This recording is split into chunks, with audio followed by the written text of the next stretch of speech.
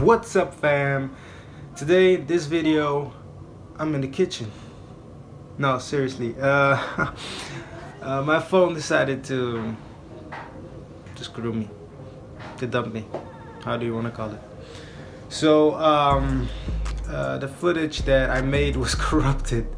The voice of the overall mic just didn't do nothing. So I was talking and not saying nothing in the video. So right now I'm making this little intro because yeah, life sucks sometimes. I need a new camera. I need a new DSLR, new editing program, everything. I'm over it. I've been filming all my videos with my iPhone 7 Plus right now at the age and day of today, if that makes sense. We got an iPhone 11, so I'm not gonna settle down with a new phone. I'm just over it every time getting a new phone. I'm not like that anymore. I just want to invest in a camera and make good YouTube videos. That's what it's all about for me. So yeah, the next videos came out pretty nice.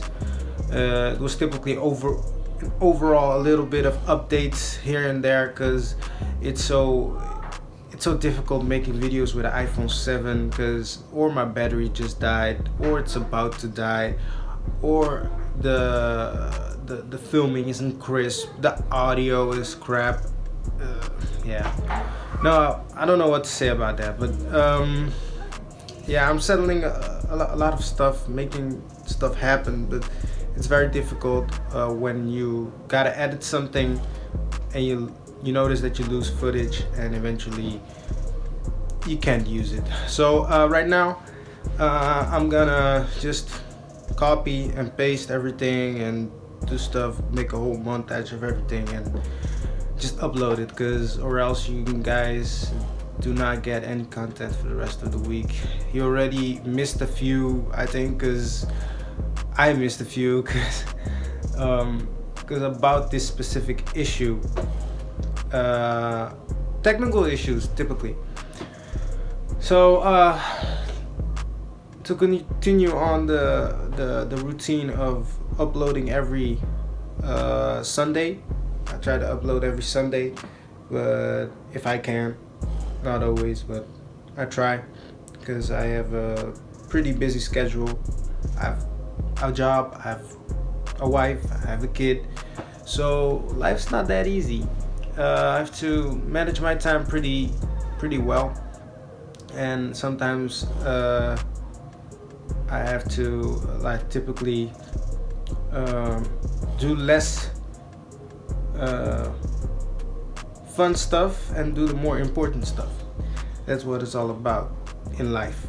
It's growing up. So yeah, enough jibber jabber, enough talking. Enjoy the video.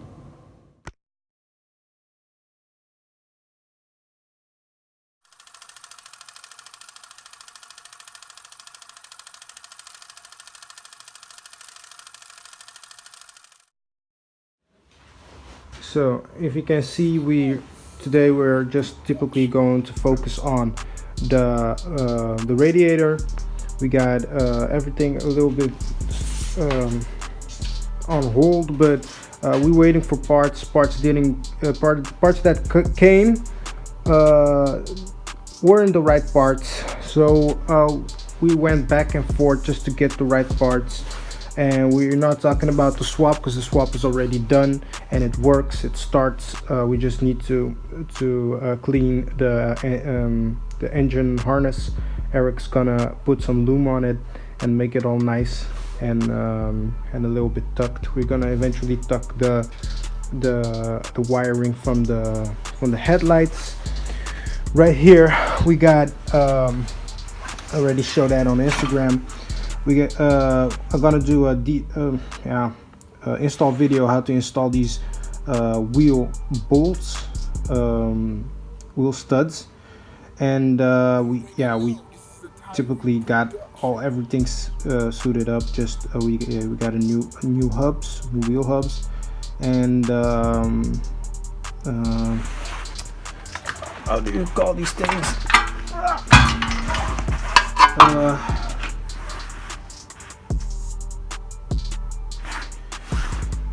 Yeah, we installed, we did a whole overhaul. We painted it. We got some new wheel bearings, some new joints, and we basically put the Goodrich hardline back in. The pads that we got right here is the Ferodo DS 2500. And yeah, that's basically a good setup just for now, and we're hoping this will this setup will bring us a lot of joy. Right here, I don't know if you guys can see it. Let me get okay, I got some light so you guys can see it.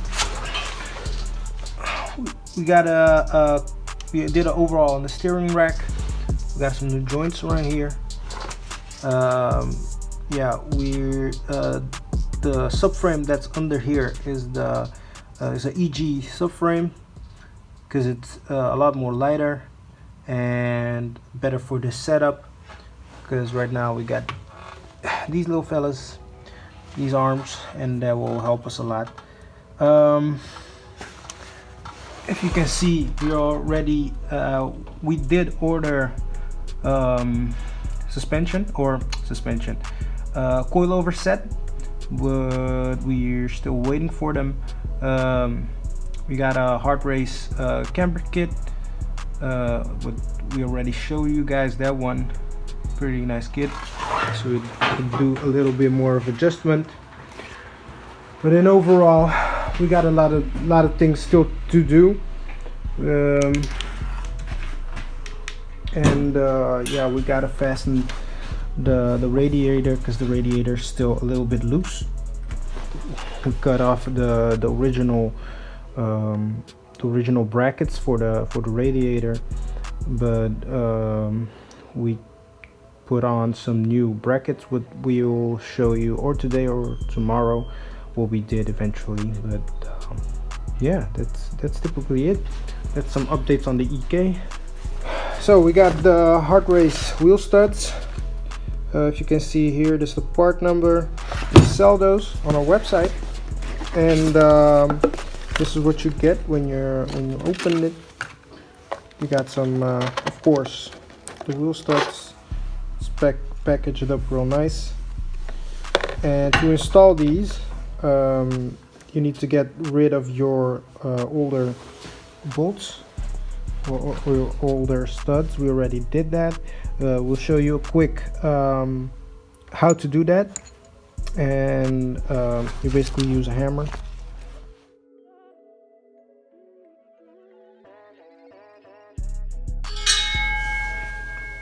And that's how you get the bolts out. Clean, no crazy stuff. And if you want to install these on the hub, you basically put it in like this, turn it around. Make sure you use something to cover it up, because you don't want to smack on the wheel stud itself, just basically on the wheel bolt. And you gotta hammer it down till it becomes flush, like these ones. Yeah, and then basically they're just up there. They're just very tight. These ones got a little bit more of a grip on the inside, so eventually will stick there and will not come out. You can put some Loctite if you want on them. I basically think that it's not needed, but if you feel confident enough, you can put them. Got some Loctite around here. This is what we use. That's the right stuff to do it. Right here I got a vise, or do you call this vise? A punch. It's basically a flat punch, very thick, and that way we're gonna hammer this down. You can do it with a simple hammer. It's not needed, but we're doing it like this.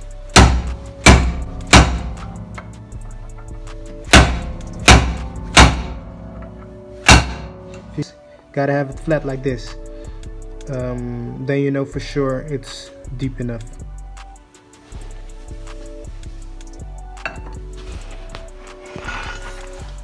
So yeah, we're gonna install the hub right now on the bearing.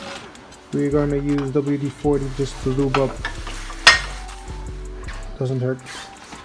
Just lube up the surface so it slides in. Just right. What? Pretty easy. Pretty easy.